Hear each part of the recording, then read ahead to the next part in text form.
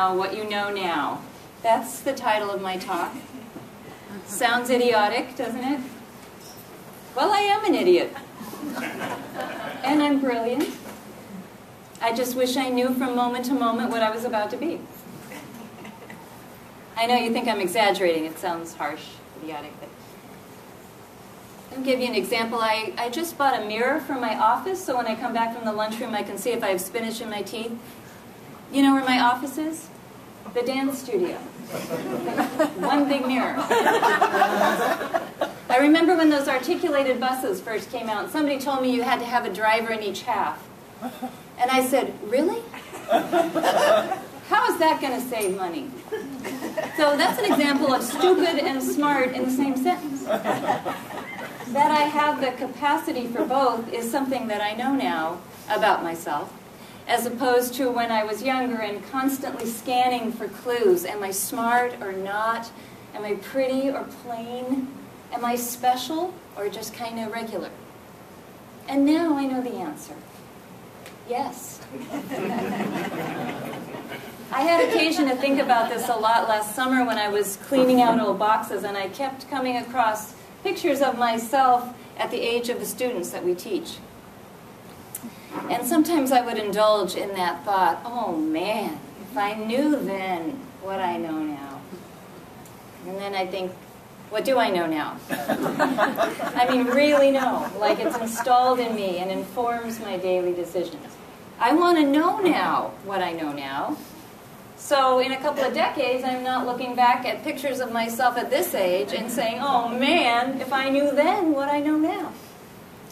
Besides, I think that kind of knowledge might be wisdom, which is what I hope I've got.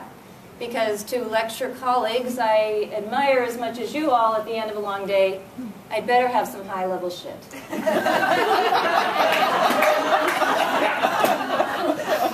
I'd better be able to answer honestly the question, what advice can I give that I take consistently?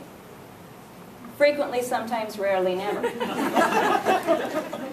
High level means consistently, which really narrows it down. Don't dance in the shower. I don't even get the urge anymore. Never set your glasses on the floor. Unpack the moment you get back from a trip. I'm really good about that. Never set anything on top of the car, even for a moment, while you look for your keys. I have at various times in my life driven off with a pair of platform sandals, a family-sized pepperoni pizza, and a pecan pie in a Pyrex dish on the top of my car. The pie, by the way, when I got to my destination, I retrieved from the top rear of the car and took into the party. The pizza was a total loss. I never found it, and it turns out there is no replacement policy for negligence. And the platform sandals, so popular in the early 70s when I was in college, I heard tumbling off the top of my Mazda when I was driving down the Riverside Freeway. I got off at the next exit, circled around, came back on the freeway, and there were my shoes standing in the right lane exactly as if they were trying to walk to safety. I pulled into the emergency lane, ran out on the freeway, and got my shoes. Never run out on the freeway. Just such a bad idea. Keep a spare car key in your purse or on your person. I say this not because I lock my keys in the car frequently. You know, rarely. Sometimes. Last week. And when I did that, the door slammed, I saw through the window, my keys dangling in the ignition, and my day flashed before my eyes. And then I reached into the zippered compartment of my purse and pulled out my spare key. And in that moment, I loved myself. Love yourself. I actually kind of do. I find myself very amusing. I laugh out loud at my own jokes, even when I'm home alone. I take myself to the movies on my day off. And I eat a pastry every morning with my coffee. I'm not recommending that, I'm just saying. I love it so much. When I started working here about 15 years ago, I had been teaching dance for many years, freelance in studios and recreation centers. But when I came here, I had to become a school teacher. And I fell on my face. I know, you think I'm exaggerating. I remember getting a note in my box from some middle school students that said some pretty critical things and ended with, "You have to earn our respect." And at the moment that I read that, I split into two people. And one of them was like, "I know, I know." And the other was like, "You little jerks." Now, you don't want either of those people in your classroom. My evaluations were so bad. And can I just say what a great idea it is when you have a lot of tension in your classroom to give some middle schoolers a piece of paper and say, "Write whatever you want about me and don't sign it." My evaluations were so devastating to me. About the second time I read that I have no sense of humor, I bundled them up and I gave them to my mentor teacher, Laura. And she sat by the fire that night, and when she'd get to a particularly bad one, she'd just... The problem was, I was on a learning curve so steep, I fell off. I fell down what Cher in Clueless calls the shame spiral. There is no love for yourself at the bottom of the shame spiral. And from down there, everybody else is like walking up in the sunshine, so competent and so confident. And your students so clearly love you. They're always chatting you up in the hall. I'm down in the dance studio, and a 7th grade girl is telling me, "George Balanchine is not a ballet choreographer." Now, I don't know much. I'm down in the hole. But I know that George Balanchine is a ballet choreographer.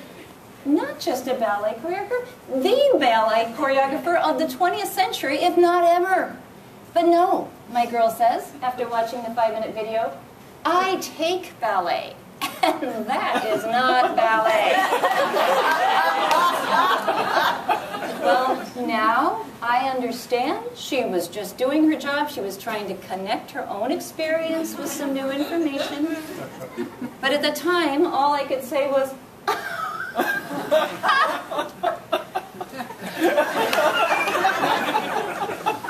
At the end of that year, I had a meeting with my supervisor, Alan, and he said a lot of kind and measured things that added up to, in my words, "You are not a slam dunk."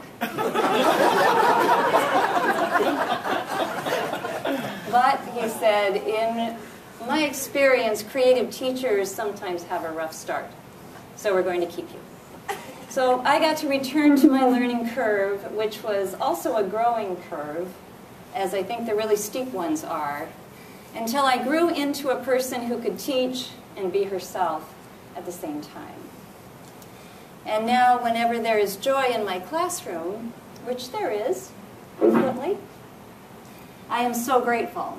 But I will never forget how emotionally precarious learning can be. Because to learn is to be in a state, publicly, of not knowing something that other people know, or not being able to do something that other people can do. It takes love to carry you up the learning curve without falling into any holes. And that's what I would tell my teenage self if I had the chance, and I could just imagine her saying back to me, "I know that." So I'm telling you instead. I'll just add by way of conclusion that if any of you ever fall down the shame spiral for a day or a week or even a moment, try to reach out, because there's always someone here ready to put their arm around you or help you rewrite a lesson plan or burn your evaluation. That's what I know now that I know now.